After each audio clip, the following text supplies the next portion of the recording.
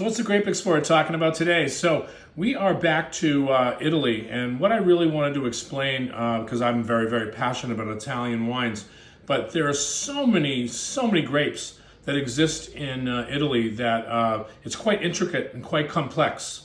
And we want to really try to narrow down some of the grapes as we move forward. But today we're going to be talking about a very interesting grape and a very interesting area. So this wine is called Kerner, and it's from Alto Adige.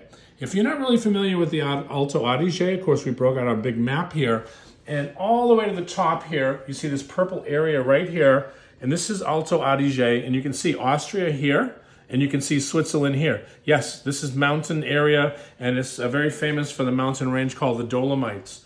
And when I was very young, 21 years old, I was traveling. It was just a trip. I had no idea that I was actually going to be in the wine business, but I did spend some time in this area, and you would not think it's Italy.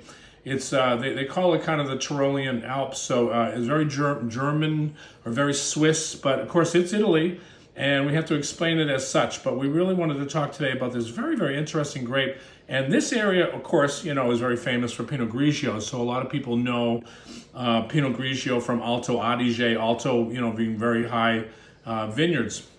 And what you get with mountain vineyards is this kind of interesting flavor, because you get a lot of minerality, which of course I adore, but you also get this kind of alpine-y kind of taste. I think we talked about this in Savoie when we talked about the French side of the fence here, but when we talk about this, we really wanted to dig in. So I wanted to show you this label as I read some very, very interesting notes on Kerner.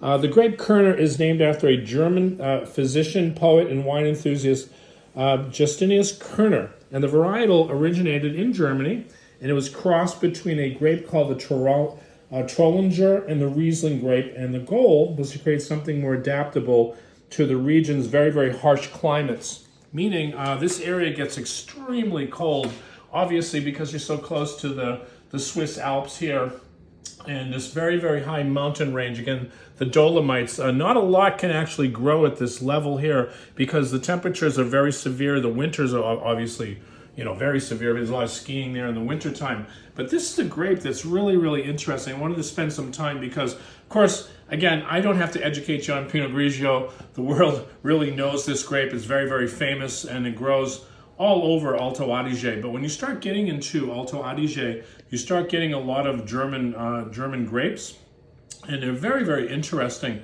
Again, look at this bottle. It's very interesting because it looks like a German Riesling bottle, and yes, the name even comes across as a very German name, but at the same time, this is Italy, and we have to really explain it as such. So, just to give you a little bit of the aromatics on this wine, because you get a lot of citrus, you get what I call that orchardy kind of fruit. You get the apple and a lot of like pear, which is quite unique. I mean, if you really look at this grape and you want to compare it to something, I'd say this is very, very close to a Pinot Grigio, but it's a little more Riesling again in style. So again, dry Riesling, but you get that minerality expression that you get at this high elevation vineyard.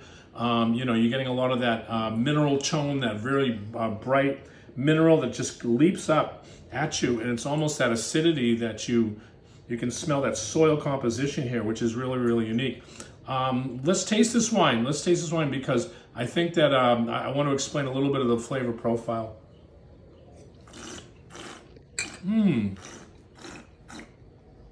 Well, you get pear, nectarine. That acidity is very, very bright fruit. This is nothing to compare with a Riesling. I know it probably has a cross cousin to Riesling, and you can probably come across that way.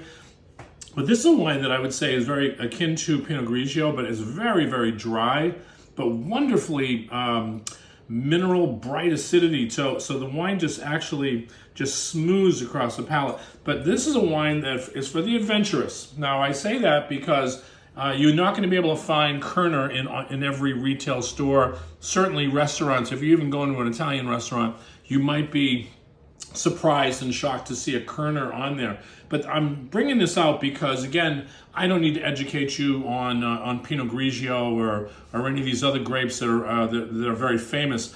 This is what I wanted to spend time on because it's quite rare. There's actually some of this grape, because of this climate, where they want to get higher grapes. This is starting to be planted in California, and believe it or not, I read that it's being planted in Japan, of all places. So they and you're talking about the high elevation in Japan, which would be conducive to this grape. But this is a beautiful wine, and I wanted to highlight again Alto Adige. You can see it on the map here.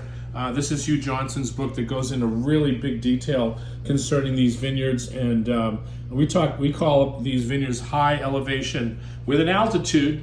When I say that, when you taste wines that are coming from higher altitude, they do bring out a lot of different flavors that you can't get from the valley floor kind of wines. Again, this is a Grape Explorer. We're always trying to hit a home run when it talks about great wines from Italy, and especially Alto Adige. Cheers.